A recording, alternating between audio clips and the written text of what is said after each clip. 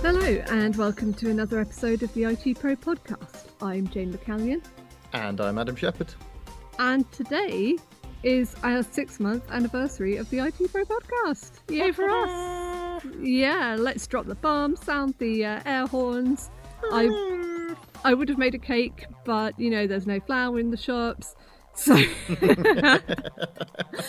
I can't believe that 6 months have gone by since we started this. I know. In that time, we've had some really fascinating guests on the show. We've had people from Slack, Red Hat, Puppet, SolarWinds, Just Eat. It's been a really exciting process, actually, doing the podcast. Even, having to up sticks and move everything to our respective quote-unquote home studios. Yeah, or home saunas in my case. It's not that I have a sauna in my house, but let's just say I'm recording from underneath the duvet and it's very warm in here with a little laptop as well.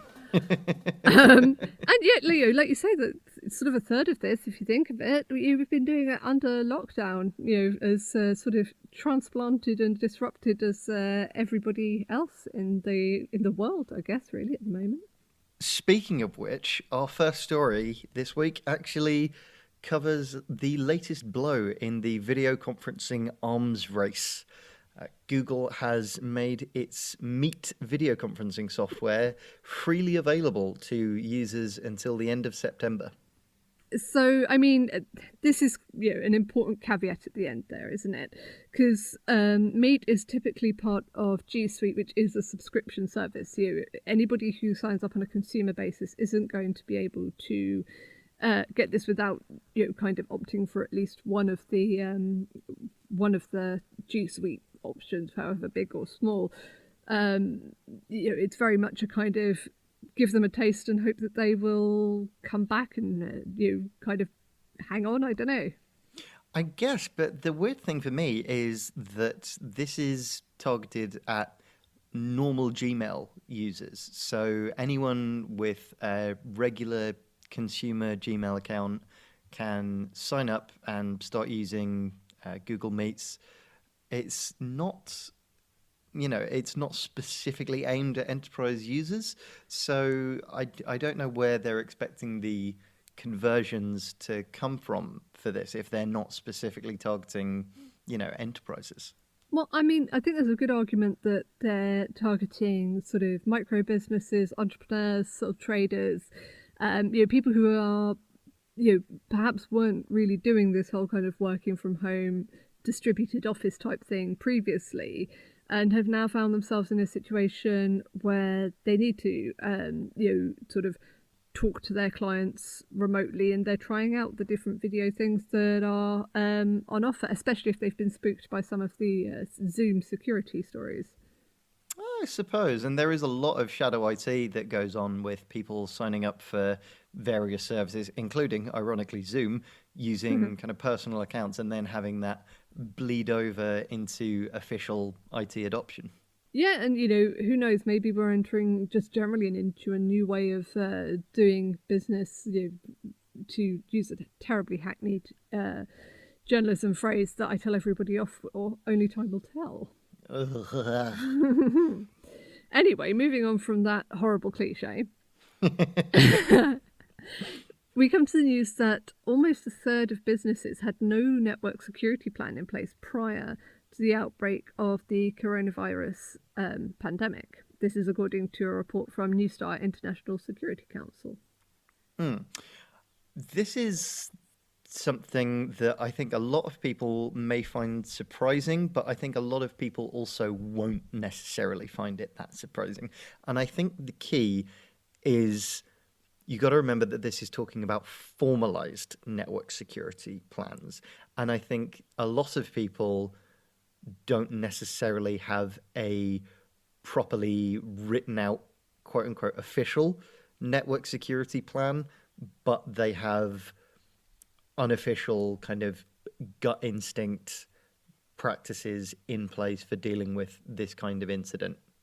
Sure, and we also need to kind of bear in mind that security, while it generally means sort of cyber security, also means security in the sense that you might think more of like financial security, kind of not so much stopping attackers getting in, stopping data getting out, whatever, but ensuring that everything is stable, I guess, for want of a better way of putting it, and that there aren't so much in the way of disruptions. And apparently that has been something of a problem. Nearly a quarter admitted to experiencing major disruptions of all those security professionals who were interviewed, and nearly 2/3 experienced at least moderate disruptions. That said, you'd expect that in the kind of overnight black swan event shift that we've had. I'm sorry, a what? A black swan, for listeners and co-hosts who aren't familiar with the term, this is based on the fact that until the discovery of Australia by Europeans, a swan is a white aquatic bird with a long neck, and that's what a swan is. But go to Australia, they have swans there, they are black. And the idea of black swan event is it's just something completely outside of your frame of reference, just comes along and just chucks everything up in the air completely. And COVID is kind of a black swan event. There is an argument to be made that we've been expecting a pandemic of some sort for quite some time. Scientists have been warning about it, and Operation Cygnus, which for all my language nerds out there, talking about black swans and that, haha. That kind of was based on a global pandemic, although thinking about pandemic flu. So it's not like unforeseen. But I think for most general businesses, you're not going to invest in protecting against something that is like really unlikely to happen. The idea that you could go 48 hours notice from running a typical business based in an office to a completely distributed workplace, and perhaps some of your people didn't have the right hardware, perhaps some people are furloughed for a while. It's hard to criticize anyone.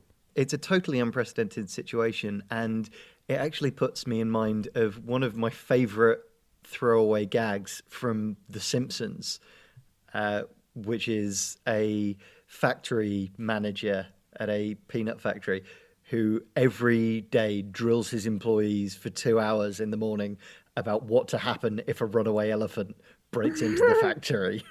That's the one with Stampy, isn't it? That is the one with Stampy. Yeah. I was like, aha, you all said I was mad.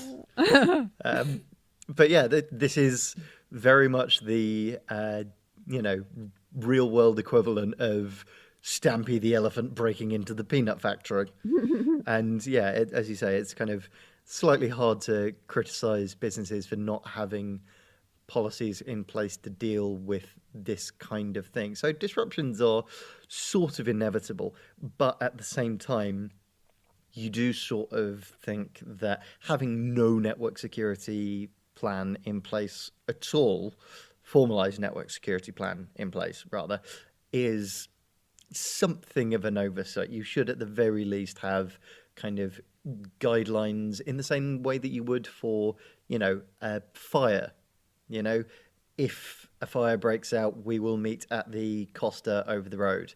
If we detect a network intrusion, we will immediately power off these servers and put, these mitigation measures into place. It doesn't necessarily need to be complicated, but belt and braces never hurt anyone in this kind of scenario. Indeed. And our final story this week is a slightly odd one. The hackers behind the Trolldash strain of ransomware, otherwise known as Shade ransomware, have unexpectedly announced that they will be ceasing their activities and have distributed thousands of decryption keys to help infected victims regain control of their files. And I really, really had to try and pronounce it right, because for some reason I keep wanting to say Trollodex I can't instead think of what Trolldash. That reason would possibly be.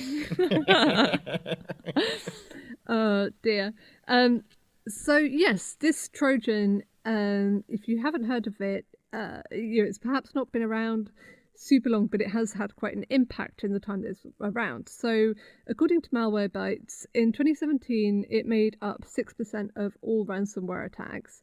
And then in 2018, it experienced a massive increase in detections and spiked again in February of 2019. Apparently, it was among the most, if not the most, widely distributed malware in the first half of the year. Now, like you say, the issuance of the decryption tools is rather unexpected. Apparently, the team have put the decryption keys on GitHub. They say that they stopped its distribution in the end of 2019 and have made the decision to publish all the decryption keys that they have, which is over 750,000.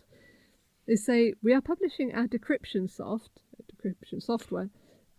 We hope that having the keys, antivirus companies will issue their own, more user-friendly decryption tools. We apologise to all the victims of the Trojan and hope that the keys we publish will help them recover their data. So, what do you think? An attack of conscience?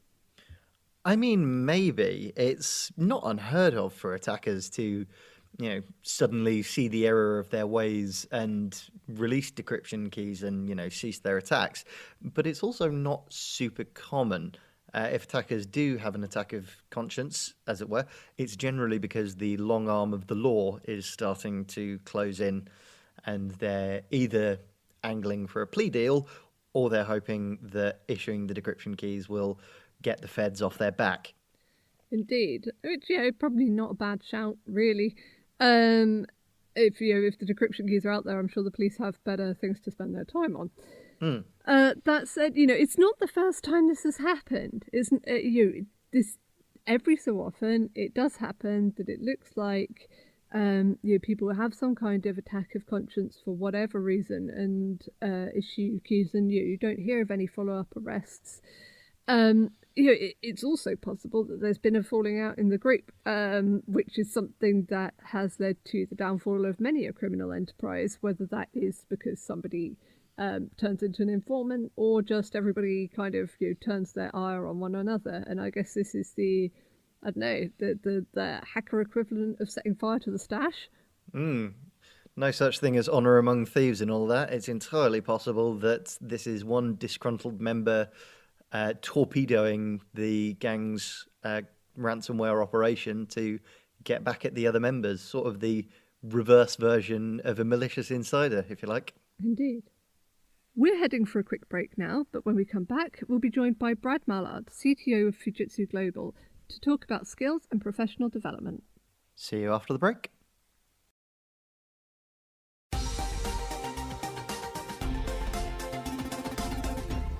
Welcome back. Now, skills and development are a key part of any business's growth. If you haven't got employees who are skilled enough in the technologies and the processes that you're using, it's hard to fuel your business to get to where you need it to be. So, with skills being such a crucial part of any business's strategy, how do you manage the learning of teams and the upskilling of existing staff, especially in the middle of situations like the current lockdown? We decided to talk to Brad Mallard, CTO of Fujitsu Global, about how he's using e-learning within his company to fuel his staff to develop their skills. Brad, welcome to the show. Thanks for having me. I'm pleased to be here. So, Brad, before we jump straight into the questions, I wonder if you can give us a little bit of background on Fujitsu Global and your role within the organisation. So Fujitsu obviously is a global IT service provider and technology leader with 140,000 people across the world. My role as part of the global delivery organisation is to look after making sure we have relevant services to offer to our customers. The importance of what we do for our customers, though, couldn't be done without our people. And ultimately, the kind of services that we're providing underpin national critical infrastructure, citizen services in many countries, and are essential to multinational corporations for them to be able to continue to provide services even during this COVID-19 crisis. So Brad, how have you approached learning and development within your organisation? So learning and development's evolved significantly over the last few years, actually. I think very much the history of instructor classroom-led training has very swiftly been replaced by e-learning over several years, but it's far more now about how do you gain experience, how do you transfer the skills into reality, and ensure that your teams and people are relevant to today. The way we go about that is by using a number of different tools, learning management systems ultimately. But one of the things that's really changed the game for us is the evolution of our partnership with a company called Pluralsight. And Pluralsight for us gives us not only technical training capability, but the ability for us to gain experience, and ultimately gives us a rich set of data that enables us to operationally transform the way we work and service our customers by identifying technical talent and those people willing to learn in a really fast way. And that's been super successful for us. So obviously skills are crucial throughout, the whole of the business. But are there any skills in particular that you've been focused on developing through your partnership with Pluralsight? We've really encouraged the uptake and the usage and supported the transformation of our own culture to one of continuous learning. I think Pluralsight have been a great partner for us in that, and one of the real value for us is the essence of data and the essence of giving us not just data around people's learning and what they're learning and when they're learning it, but also the proficiency levels of that. And the proficiency levels are what really changes the game, so we can understand not only have we got the right people, but we've got the right people with the right skills. Have there been any areas or particular types of skills that you've been focused on developing more than others? So aligned to our business, maybe a couple of years ago, a big push in cloud skills with Amazon and Microsoft Azure, Google Cloud, etc. I would say over the last 12 months in particular, we've started to see a real big shift to how do we increase the level of more modern development languages. I think we've seen big uptakes of people interested in AI and machine learning and data-driven kind of initiatives. So being able to identify talent has also been a way of us discovering new talent. So, for example, what I mean by that is because people are given a broad library of content to be able to learn from, it might not be their job to go and learn AI or data or machine learning. But what we can find in the data sets that were provided from our learning platform is the ability to identify people that have got a keen interest. And as the world's changed, and as we know, that it's far better to get somebody that wants to learn and wants to engage on certain topics than somebody who's forced to, and that's just a human behavioural trait. And I think for us that's been super interesting and super useful, because we found lots of talent that maybe we wouldn't have identified in traditional means. That actually raises quite an interesting question, which is kind of related to cross-skilling. Have you found that since making Pluralsight and other e-learning tools available to your staff, that you've had people picking up new skills and getting into new areas, particularly in terms of technical development, that you wouldn't have put as part of their development plan, let's say? So absolutely, Adam. I think for me, it's imperative for us to ensure that we modernise our existing workforce. The skills were needed 10 years ago are no longer the skills that are needed today. So some of those are absolutely in demand, by the way. There's an exception to that. COBOL is a great initiative to say, how do you continue to maintain legacy code and mainframes and stuff like this? Is one of the most desired skills in the market right now. So we've seen examples to your question of maybe people kind of just embracing little pet projects, and there's somebody embraced because of the learning and wanting to understand more about it, has built a little operational management tool building on the basis of blockchain as a good example. Oh, wow. Now, I just want to go back quickly to something you said about COBOL and the importance of that particular programming language, and stuff like Fortran as well, for helping to keep legacy systems going. Have you found that Pluralsight and your other e-learning strategies have helped you build up these skills within a workforce that won't necessarily have natively had to grapple with any of that during their kind of formative years in education or in the workplace.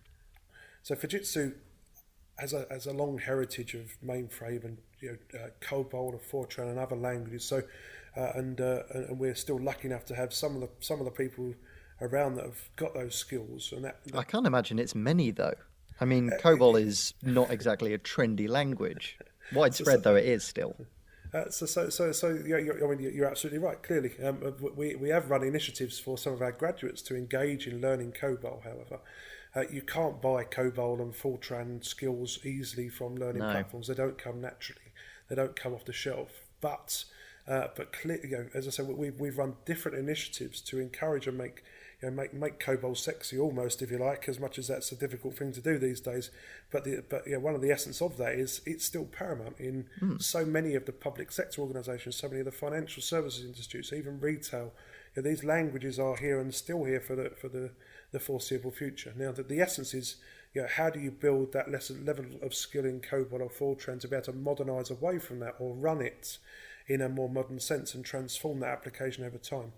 So there is a massive future for anybody who wants to learn COBOL or Fortran because that job has got a long sustainable life cycle. And actually, for those that want to make a quick buck, the day rates of people that want to engage on COBOL and Fortran from the market, given it's a diminishing skill set, can also make an awful lot of money. But I mean, that's the thing.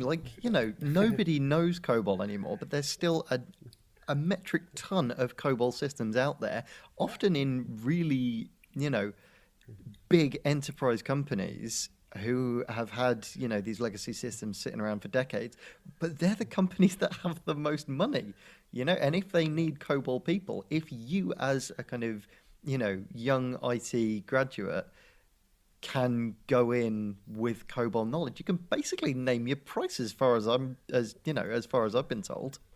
I think right now it's one of the most highest demand skills on the market.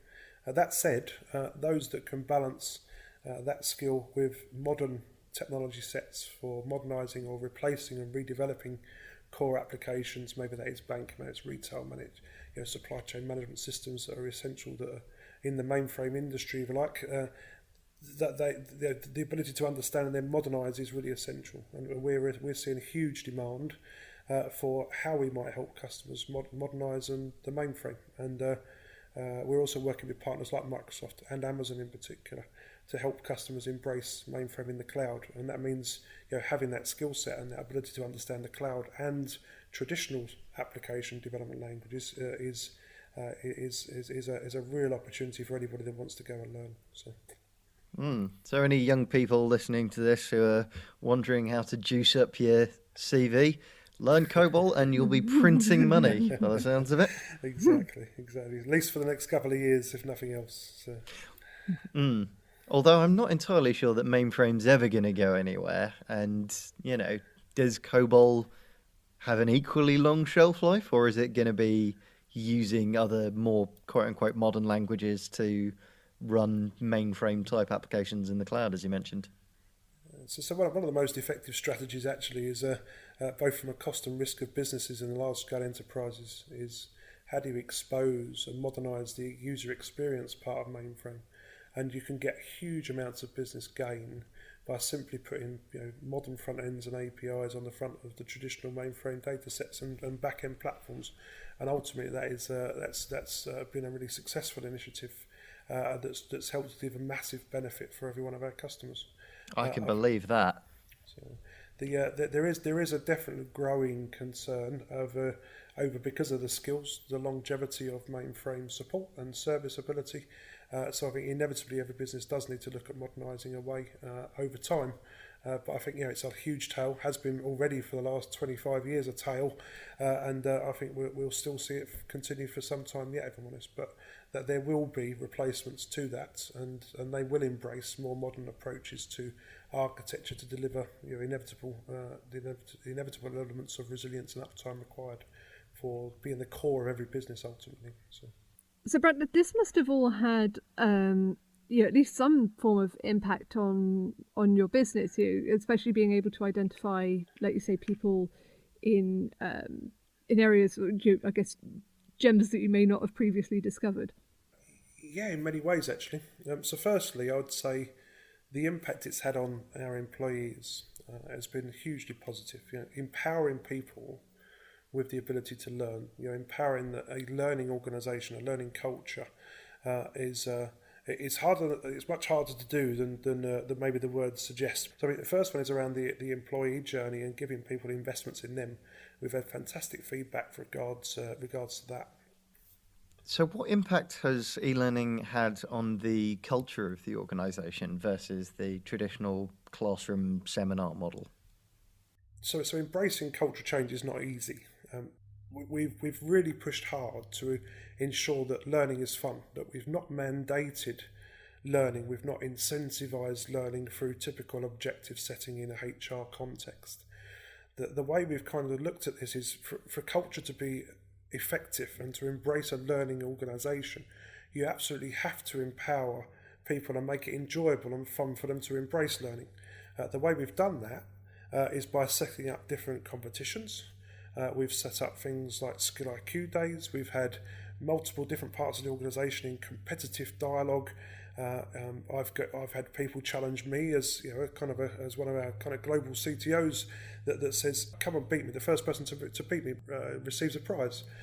We've incentivised with different prizes in teams, as individuals, in this competitive nature in parts of our organisation, so that they feel like they can go and learn, and it's a fun experience, and they get rewarded for the efforts they put in. And as a result, we've found some fantastic talent, some amazing stories, and ultimately the organisation has really, really stepped up to the mark and found that it's been super useful in building levels of employee engagement I've not seen for a long time, if I'm honest. So. And I think that culture of learning often bleeds over into just the overall workplace culture of an organisation. If you have that environment where people are kind of almost learning competitively, but in a kind of good-natured way, you kind of build that sense of community and that sense of kind of fulfillment that you get in the most engaged of workplaces. I agree. The essence of gamification has been super powerful for us, actually, and we're now using that across different parts of our business. We have something called Radar, which is looking across the various different learning capabilities, but also other HR initiatives, and giving kudos points and kind of gamifying that in a league table to make sure we're encouraging this essence of competition. And I think that's, for me, super important. Well, I'm afraid that's all we've got time for this week. Thanks once again, Brad Mallard, CTO of Fujitsu Global, for joining us. Thanks very much, Jane. Love being here, and thanks very much for all the listeners tuning in. You can find links to all of the topics we've spoken about today in the show notes, and even more on our website, www.itpro.co.uk. You can also follow us on Twitter at ITPro, as well as on Facebook and LinkedIn, and you can sign up for our daily newsletter. You can also sign up to receive the ITPro 2020 monthly magazine, the latest edition of which is out today. Don't forget to subscribe to the ITPro podcast on Apple Podcasts, Spotify, Stitcher, or wherever else you find podcasts to never miss an episode. Please also take the time to rate and review, particularly on Apple Podcasts, as it helps your fellow listeners, colleagues, and industry friends find the podcast more easily. We'll be back with more news and analysis from the world of IT next week, and until then, goodbye. Bye.